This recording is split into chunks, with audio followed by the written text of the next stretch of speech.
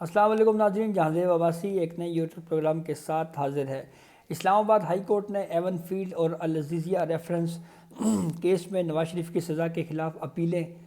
بحال کر دیں، جبکہ ایون فیلڈ ریفرنس میں سزا معطلی کا آرڈر بھی بحال ہو گیا ہے، اور ساتھ ہی العزیزیہ اسٹیل ملز ریفرنس میں پنجاب حکومت کی جانب سے جو سزا معطلی کے آرڈر ہے اس کو بھی تسلیم کر لیا ہے۔ تفصیلی فیصلہ میاں محمد نواز شریف کی جو اپیلیں ہیں اس کو بحال کرنے سے متعلق اسلام آباد ہائی کورٹ نے وہ تفصیلی فیصلہ ڈیٹیل ریزننگ جاری کر دی گئی ہیں۔ یہ پوری جو ریزننگ ہے اس میں نیب کی جانب سے جو بار بار پوچھا جاتا رہا اور نیب نے پھر جو موقف اسلام آباد ہائی کورٹ میں اڈاپٹ کیا اس پہ انحصار کرتے ہوئے جو ہے وہ اس ججمنٹ میں کہا گیا ہے کہ نیب سے بار بار پوچھا اور نیب نے یہ کہا کہ ہمیں میاں محمد نواز شریف کی گرفتاری نہیں چاہیے۔ اپیلیں بحال کر دینے کے اوپر بھی نیب کی جانب سے کوئی اعتراض جو ہے وہ نہیں اٹھایا گیا۔ تو اسلام آباد ہائی کورٹ کے چیف جسٹس عامر فاروق اور جسٹس میاں گل حسن اورنگزیب پر مشتمل جو ڈویژن بینچ ہے، جو 2 رکنی بینچ ہے، اس نے اپیلیں بحال کرنے کا جو تفصیلی فیصلہ ہے وہ جاری کر دیا ہے۔ اس تفصیلی فیصلے کے کچھ نکات آپ سے شیئر کرتے ہیں۔ اس میں اسلام آباد ہائی کورٹ نے کہا ہے کہ اس حقیقت سے انکار نہیں کیا جا سکتا کہ اپیلیں سماعت کے لیے منظور ہونے کے بعد ان کا فیصلہ اب میرٹ کے اوپر ہوگا، اور اعلیٰ عدالتوں کے فیصلوں کی ایسی کوئی نظیر نہیں ملتی جس کی بنیاد کے اوپر جو ہے وہ سزا یافتہ شخص کی اپیل مفرور ہونے کی بنیاد کے اوپر مسترد کی گئی ہو۔ نیب کی جانب سے مخالفت نہ کرنے کی بنیاد کے اوپر یہ اپیلیں بحال کی جاتی ہیں، یعنی نیب نے اس کی کوئی مخالفت نہیں کی۔ نیب نے کہا ہمیں کوئی اعتراض نہیں ہے، اس لیے ہم یہ اپیلیں بحال کر رہے ہیں۔ اسلام آباد ہائی کورٹ نے اپنے تفصیلی فیصلے میں یہ کہا ہے۔ اسلام آباد ہائی کورٹ نے اپنے تفصیلی فیصلے میں یہ بھی کہا ہے کہ اسی بینچ نے نواز شریف کی حفاظتی ضمانت کی درخواست نپٹانے کا 16 صفحات کا بھی تحریری فیصلہ جاری کیا، جس میں یہ کہا گیا کہ نیب نے واضح طور پہ بتایا کہ ان کا پٹیشنر یعنی نواز شریف کی گرفتاری کا کوئی ارادہ نہیں ہے۔ نواز شریف کو پاکستان آنے پر عدالت کے عبوری حکم کے تحت گرفتار نہیں کیا گیا۔ اس فیصلے میں جو اسلام آباد ہائی کورٹ کی جانب سے جاری کیا گیا ہے، مزید یہ کہا گیا کہ نواز شریف کو گرفتار نہ کرنے کے عبوری ریلیف میں 2 دن کا اضافہ کیا گیا۔ نواز شریف کی ضمانت نیب کے واضح اور غیر مبہم موقف کی وجہ سے دی گئی ہے، یعنی جو نواز شریف کو حفاظتی ضمانت دی گئی ہے اس میں نہ صرف نیب نے واضح ایک موقف اپنایا بلکہ وہ غیر مبہم موقف تھا کہ ہمیں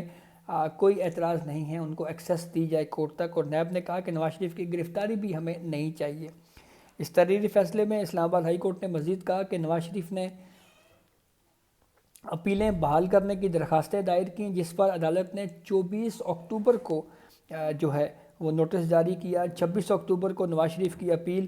بحالی کی درخواست منظور کی۔ العزیزیہ ریفرنس میں پنجاب حکومت کی جانب سے سزا معطل ہو چکی، اور پنجاب حکومت نے CRPC کے سیکشن 401 کی ذیلی شق 2 کے تحت سزا معطل کی۔ نواز شریف نے پنجاب حکومت کے سامنے موقف اختیار کیا کہ وہ 74 سال کے ہیں، وہ خرابی صحت کے سبب جیل نہیں جا سکتے۔ حکومتی کمیٹی نے سفارش کی نگران صوبائی کابینہ نواز شریف کی العزیزیہ ریفرنس میں سزا معطل کر سکتی ہے۔ پھر اس کے بعد یہ بھی کہا کہ نگران صوبائی کابینہ نے کمیٹی کی سفارشات منظور کر کے 24 اکتوبر کو سزا معطل کر دی، اور پھر عدالتی فیصلے میں یہ بھی کہا گیا کہ سپریم کورٹ کے فیصلے میں پاور آف اٹارنی کے جو قانونی تقاضے ہیں ان کو پورا کیا جانا ضروری ہے۔ اور پھر نواز شریف کے عبوری ریلیف میں 24 اکتوبر کو 2 دن کی جو ہے وہ مزید ایکسٹینشن دی گئی، اور نیب کی جانب سے واضح اور غیر متوقع موقف کی وجہ سے گرفتاری سے روکنے کا آرڈر جاری کیا گیا۔ اسلام آباد ہائی کورٹ نے اپنے اس تفصیلی فیصلے میں یہ بھی کہا ہے کہ نیب کی جانب سے رضامندی ظاہر کرنے کی بنیاد کے اوپر حفاظتی ضمانت کے آرڈر جاری کیے گئے۔ دونوں سماعتوں پر نیب نے واضح موقف اختیار کیا کہ نواز شریف کی گرفتاری ان کو نہیں چاہیے، وہ نہیں چاہتے، ان کو میاں محمد نواز شریف کی گرفتاری نہیں چاہیے، اور نواز شریف نے ایون فیلڈ اور العزیزیہ ریفرنسز اپیلیں بحال کرنے کی درخواستیں بھی بحال کی جو منظور ہو گئی ہیں۔ تو اب یہ کیس بنیادی طور کے اوپر میرٹس کے اوپر چلے گا، اور ممکنہ طور کے اوپر شاید 3 یا 4 ہیرنگز میں اس کیس کی جو ہیرنگ ہے وہ کنکلوڈ ہو جائے گی اور پھر کوئی فیصلہ آ جائے گا۔ اسی نوعیت کے الزام مریم نواز کے اوپر بھی تھے، اور مریم نواز کے اوپر جب یہ نیب کورٹ کے فیصلے کے خلاف جب اپیل اسلام آباد ہائی کورٹ میں آئی، تو اس وقت بھی اسلام آباد ہائی کورٹ بار بار یہ پوچھتی رہی نیب سے کہ ہمیں بتائیں کوئی آزادانہ شواہد اگر آپ کے پاس ہیں تو آپ ہمیں پیش کر دیں۔ تو اس کے اوپر بھی اس وقت نیب محض جی آئی ٹی رپورٹس جو پاناما کیس میں سپریم کورٹ نے بنائی تھی انہی کے اوپر رلائی کرتا رہا، انہی کے اوپر انحصار کرتا رہا، تو پھر کوئی آزادانہ شواہد پیش نہ کیے جانے کی بنیاد کے اوپر اب مریم نواز کو بھی اسلام آباد ہائی کورٹ نے اس معاملے کے اوپر ریلیف دیا تھا۔ کافی اہم کیس ہے، اور جس انداز میں یہ کیس بنایا گیا میاں محمد نواز شریف یا شریف فیملی کے اوپر، جس طرح سے جی آئی ٹی بنی، جی آئی ٹی میں خفیہ اداروں کے لوگوں کو شامل کیا گیا، اور پھر اس کے بعد ہم نے یہ بھی دیکھا کہ سپریم کورٹ کے ایک سٹنگ جج اس کی مانیٹرنگ کرتے رہے، اور پھر نہ صرف ایک خیالی تنخواہ کی بنیاد کے اوپر سابق وزیر اعظم میاں محمد نواز شریف کو نہ صرف نااہل کیا گیا، بلکہ اس کے بعد جو یہ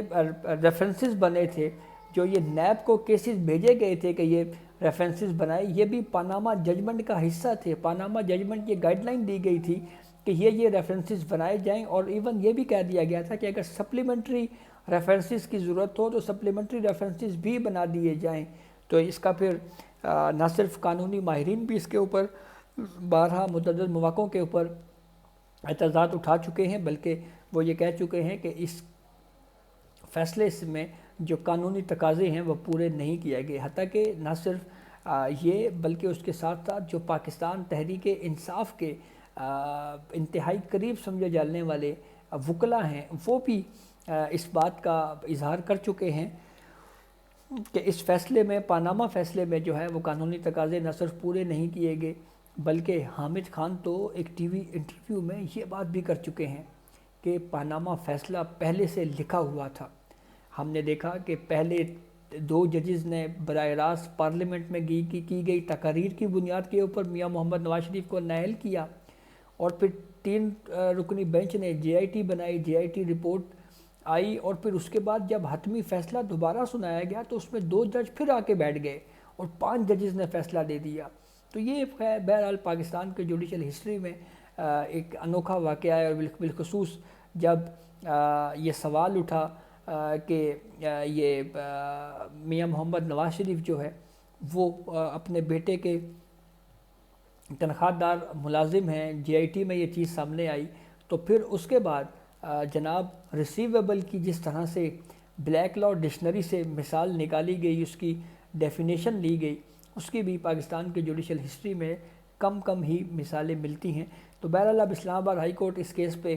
اب میرٹس کے اوپر اس کیس کو سنے گا، اور ممکنہ طور کے اوپر 3 یا 4 یا میکسیمم 5 ہیئرنگز میں ہو سکتا ہے یہ کیس کنکلوڈ ہو جائے۔ تو یہ اب تک کی اپڈیٹ تھی جس سے ہم نے آپ کو آگاہ کیا۔ بہت شکریہ۔